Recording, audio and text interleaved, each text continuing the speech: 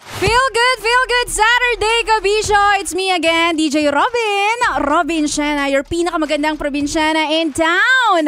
At eto na nga, we're finally here sa ating Love Lounge where we feature artists and talk about music with love. And speaking of artists, ang sasalang sa ating Love Lounge ay napaka-espesyal.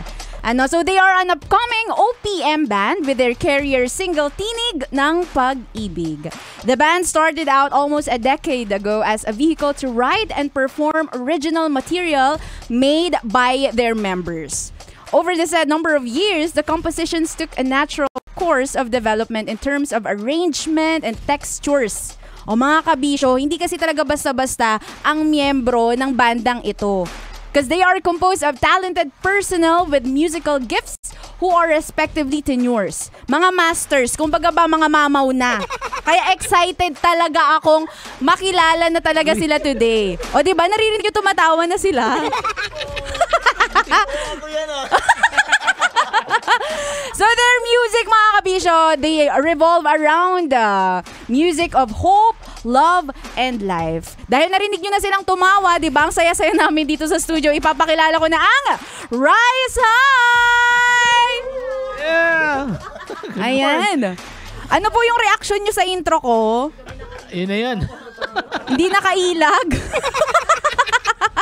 Bigay lang po sa akin kasi ng PA yon, yung introduction na yon. Okay. O, kaya malinis ako Chareng lang. So before anything else, ayan, pakilala naman natin ang bumubuo sa bandang Rise High. Ako yung vocalist. My name's Ed. Ako yung vocalist and guitarist also. Yes. I'm John. Ako po yung drummer. Drummer? ako naman si Obet. Ako yung keyboardist. Ayan. Grabe, ang fresh.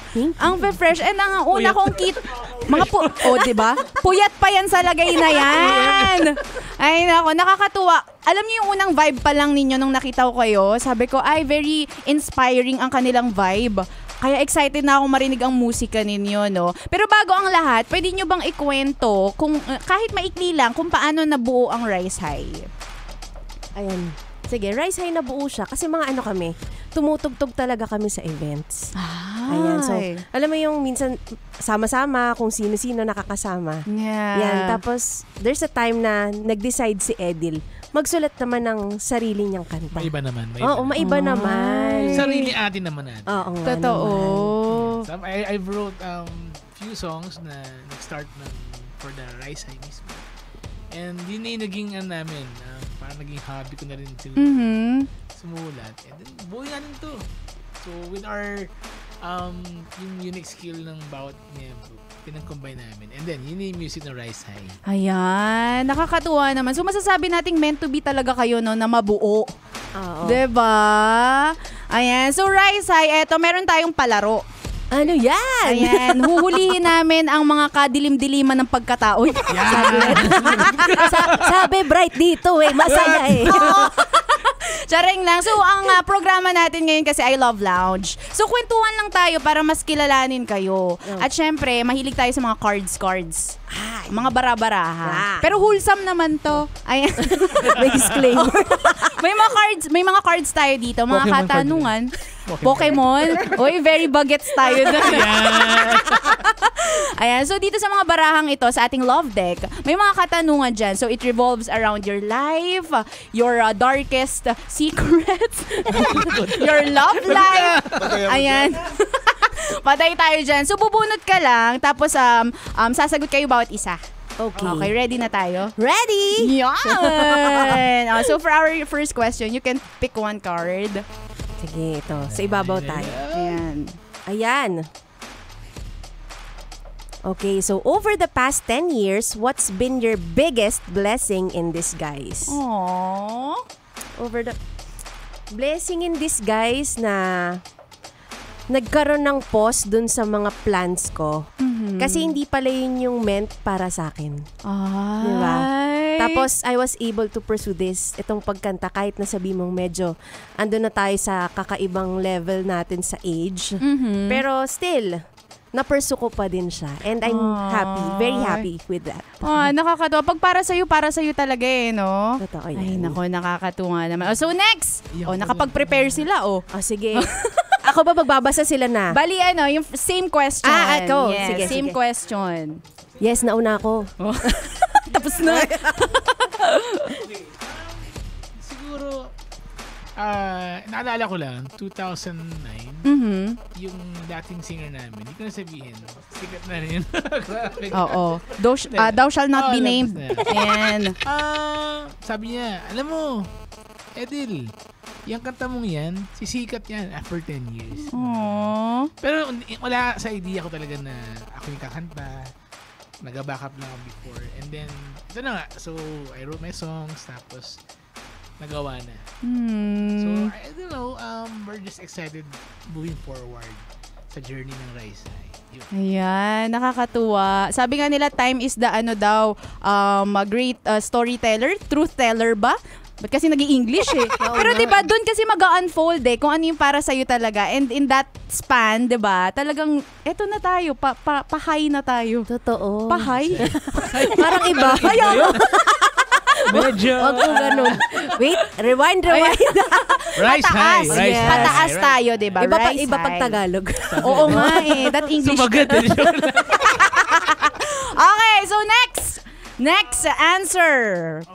So yung sa akin, medyo baka mawirdohan kayo. Actually, yung pandemic, for me, para siyang naging blessing. Kasi nagbabarko ako. So, pero nandun ako yung parang ayoko na magbarko kasi ayoko nang iwan yung family ko. Yeah. Parang ganun. So, syempre, nag-pandemic, napilitang huminto. Wala namang magagawa, di ba? Pero yun nga, bigla akong na-meet si Edil. Seryoso, sorry napiyak ko yan Bigla akong na-meet si Edil na parang, tapos na-feel ko talaga yung banda na parang ito yung sagot na pwede ko huminto sa barko. Kiss kita dyan. Kiss na. Hug na yan. Ayun naman. Iba rin talaga yung buhat ng pandemic sa atin no? May kanya-kanyang kwento. Ayan, kiss na. Behind the scenes. Okay, next answer. Ako ang pinaka-last, no?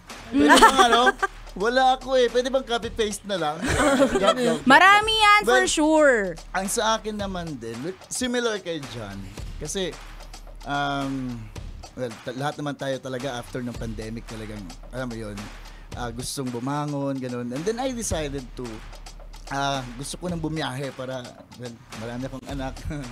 Gusto ko nang mag-support ng, alam mo yun, hindi naman... Ilan ba? Ilan panganay? Uy, ang dami pa ng panganay.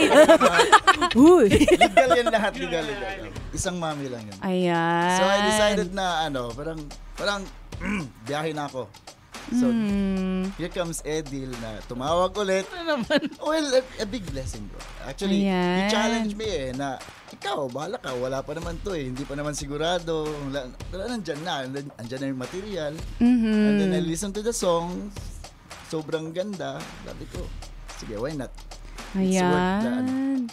Galing Davao kasi siya. So, kinamusta ko lang siya. Oo. Umabot siya dito. blessing nga, andito ako. Edil talaga ang tagahatid ng mabuting balita. Yun yung napansin ko no? Ay, kaya nakakatuwa na ang dami yung kwento over the span of that 10 years. Kayo yung nandito ngayon magkakasama. 'Di ba? Kaya congratulations. Thank you. Congratulations dahil nasagot niyo yung unang tanong. Una pa lang pala yun. Una pa lang yun. Wala pa yung darkest secret. Una pa lang, pinapawisan na ako. Kaya nga medyo lumalabas na nga yung secret diba? Daming panganay. Ano pa lang yan? Joke lang. Patikim pa lang. Okay, so now let's move on to our second question. Ito naman, naiibang kulay. Ayan. Okay, so if you were given $1 million that you had to spend in 1 week, how would you spend it? I love this question. Sana totoo. Take note, $1 million. Hindi lang yan peso. Oo nga. Dollars. Okay. Ang laki, no? Magkano yung 50 million? Pak. Oo. Ayan, ito sa akin. Ako na- Sige. Siya naman daw sige, una. siya naman Sige, daw. baka maubusan ng Galing naman sa sagot. akin, galing naman sa akin. Ayan. $1 million. Ibalik niyo yung card, Well, may narinig ako dati na if you spend your money talaga dun kaagad sa mga material things, hindi na siya babalik kaagad. Ayan. So, better invest mo. Invest. Invest mo para babalik. So, siguro, masyadong malaki ang 1 million. It's about 50 million pesos, di ba? Oo, Tama ba? totoo. Siguro house muna para for my kids and the rest sa bangko. Ayan. House Hindi bawat naman spend, panganay. no? Hindi naman spend yun, no? Pagka, hindi, no? Hindi. So, kailangan i-spend pala. Oo. Bibili akong 3 kondo. Ayan. Oo, yun Condo, sa akin. investment, lupa. Ayan. At least na-spend. Diba? Okay. So, si next. John. Yun. Actually, pareho lang din nung kay, kay Papi Obet eh. I-invest ko din yung and more on sa rental properties, more on, ganun yung plan ko talaga. Yeah. So, pareho lang kami. Yeah. Mga sigurista ang membro ng Rise High. Wais. Ako naman, mag-i-invest din ako. Invest. Pero through people. Yeah. I mean, i-fulfill ko yung... Hindi sa'yo. Meron kang 3 kondo eh. Hindi, I mean, i-fulfill ko yung purpose ng existence natin and probably we can reach out. Yeah. Not only musician, also yung mga tao na kailangan. Yun lang, for me. That's one of my, parang purpose for Rise High. Ayan. Yeah. People person talaga, no? People person. Marami ka pa nga gustong isama ba sa banda? Hindi nyo lang alam. Ayan. So, investment naman sa people. Alam niyo lang story. Oo nga, kung mas mahaba lang yung Secret. oras Ayan, natin. Ayan. So, investment sa people. Okay? Sa akin naman, siguro a part will be for my family, a part will be for business, and then a part will be for charity. Aww. Hindi kasi binibigay sa atin yan, hindi lang naman para sa atin, di ba? Yeah. O, di ba pinapalakpakan ka nila? Very supportive ang members. Kayo, mga kondo. Right. Wala kayong lunch mamaya. Pag di kayo pumalakpak. Gusto ko yung charity, hintayin ko yan. Oo. Kasama ka. Pwede ako rin. Makikidamay din ako. Kayo, ma'am. Ako? Yeah. Binalik sa inyo. Oo nga! Bigla ako na-caught off guard dun Ang darkest secret natin. Darkest secret, broken-hearted. Wow!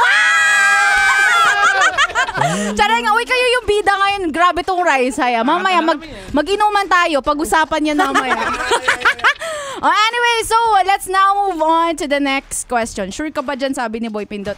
Hindi ako yung bida ngayon, ha? Rise High ang bida. Next question. When was the last time you cried and why? O, yan na nga. Bay, sinasabi. Kayo mauna. Baka maiyak ako eh. Oo. Kayo mauna, sige. Sige, ako. Last time, yung pinahuling naalala ko is yung umalis yung wife ko. Kasi di ba sabay kami nagbabarko na sobrang tagal siguro. 13 years magkasama kami lagi. Tapos yung nag-decide nga ako na i-pursue yung sa Rise High. Tapos yung wife ko tutuloy pa rin ng barko. So parang hindi ako sanay na wala siya. Parang yun. So talagang medyo lagi ko siya, yung mga 2 buwan, 3 buwan ko siyang inaaway araw-araw. Ang Ayun, kasi sweet. namimiss ko eh. Parang Oo, ganun. pag inaaway pala namimiss. Yung pala yun.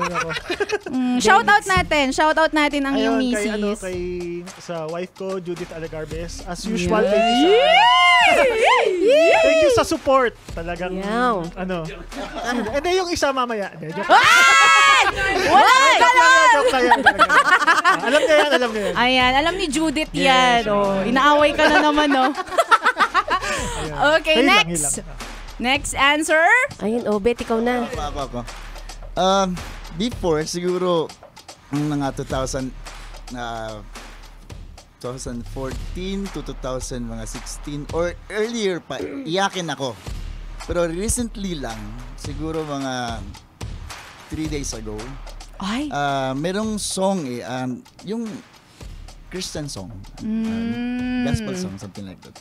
And then parang kinanta niya yung buhay ko na parang ang sakit. Kaya napaiyak na lang ako bigla. Hagulhol talaga pala. Sobra. Siguro that's the thing kapag musician ka, talagang ang bilis pumasok sa'yo ng meaning ng kanta. Ay, ako rin kagabi lang eh. So 3 days ago daw kay Obet. Okay, so next answer. Ayan, Edil. Hindi na siya makagalaw. Ayan. Galaw-galaw. Oo. Iyakin Ang hirap din tong sagutin, dalawa no? eh. Yan kasi Iyakin ako to eh. Oh. Every time na, alam mo, sa stage, bago namin kantayin yung song. Minsan matagal ako mag-start. Kasi nanonood yung emosyon mo. And syempre, yung words. Kasi lahat ng nagawa namin kanta, it's really from experience. Yeah. Yan. Kaya ako, siguro, yan yung mga iyakin moments ko. Pero siguro yung major na iyak talaga, probably yung blessing na natanggap namin. Or everyday naman, it's a blessing. So, yung sa Raisay, na bumalik kami. Kasi pre-pandemic, dapat mag-launch na kami. Pero pandemic, ito na yung bagong Raisay. And ito namin galaw. Pa-rise na talaga tayo, diba? Lord, grabe si Lord. Umiyak na nga po siya ngayon eh. Ay! Oo nga, kaya pala naka-shades. Puyat kasi. Okay, and of course, last but not the least. Ayun, sa akin naman, nung isang araw lang din, kasi I was thinking, if, alam ko naman na marami na kaming ginagawa to promote and everything, but at the end of the day, there's this question na, worth it ba to? Or, maaabot kaya namin yung gusto naming puntahan, diba? So, pero yun, iyak lang tapos, punas na, tapos tawa na ulit. Ganun. Yeah, Iyak, tuloy tawa. lang. Parang Oo. hindi mo alam kung ganun lang. Ayun. So, di ba minsan pwede ka namang umiyak saglit, but then hindi ka pwede mag-dwell doon. You have to stand up. Totoo. At teary-eyed si Lura ngayon, no? Teary-eyed siya. Pero, alam nyo, gusto ko lang talaga kayong i-congratulate kasi kayo yung nasa harapan ko ngayon, di ba? So, minsan kasi yung pagbabago hindi natin napapansin, lalo na kapag nakatingin tayo sa malayo. Pero, for me to have you right now, isang malaking achievement na siya. Yes. Grabe. Malayo pa, pero malayo na. Malayo na. Ay, I love it! Diba? Ibubookmark ko yan. Recorded. Oo. Ayan. So, I want to ask you naman about kung paano kayo gumagawa ng musika. Meron ba kayo nagiging practices muna? Ayun, kung paano kayo nagpa-practice, pag nagko-compose kayo, paano ang practice ng Rise High? Well, yung okay, pag sa pagsulat, normally normally hindi ako yung typical na songwriter na umupo ka. Suot agad niya. Yeah. It has to be narinig ko by heart. By heart. Yeah. Puso talaga. Okay. Never ako makagawa ng yung tipong pagawain mo ang ganyan. Pero at some cases, minsan meron din pressure. Tumawag sa akin ngayon. Deal, I need this song, ganyan. Kinabukasan meron na. Okay, that's parang blessing din yan. So, hindi ako yung tipong marami akong magagawa in one day. No? Yeah. Ano lang, talagang it's more on marinig ko. And then, upuan ko siya, i-construct ko, and then the band comes in. And then the magic comes out. Yan, nakakatuwa, no? Kaya gusto na namin marinig ang pasample ninyo. No? Yan. Maikling sample lang kasi maya-maya ipapatugtugin natin yung kabuuan ng tinig ng pag-ibig. Okay. Ayan, syempre gusto natin ang marinig yan ng live, 'di ba? At ang mga kabisyo natin ngayon nakaabang yan eh. Nakikinig sa kanilang radyo ngayong Feel Good Saturday. So eto na mga kabisyo, ang Rise High. Kung kailan May ibang kapiling, di ba ito para sa ating dalawa, ako'y umaasa pa rin, yan ang dalangin. Ako'y diringgin, may tamang panahon, may tamang pagkakataon, di man ngayon, pero darating din yon. Baunin ng ligaya sa naiwang alaala nating dalawa. Nakaya ka. Oo nga naalala. Dahil yan ang tunay na tinig ng pag-ibig.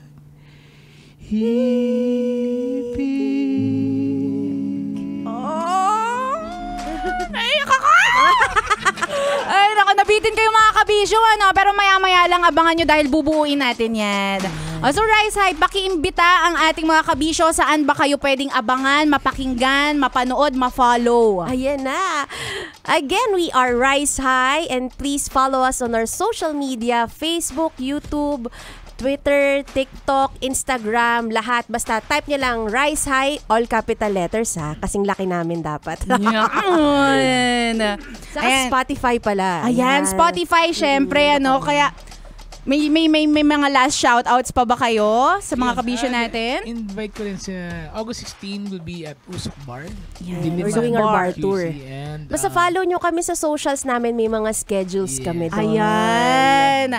Kaya Rise High, again, congratulations. It's been an honor para makausap kayo ngayon. Thank you po. Yes. Kaya mga kabisyo, follow nyo sila ha. Rise High. At eto na nga, paparinig na namin sa inyo ang Tinig ng Pag-ibig. Yes.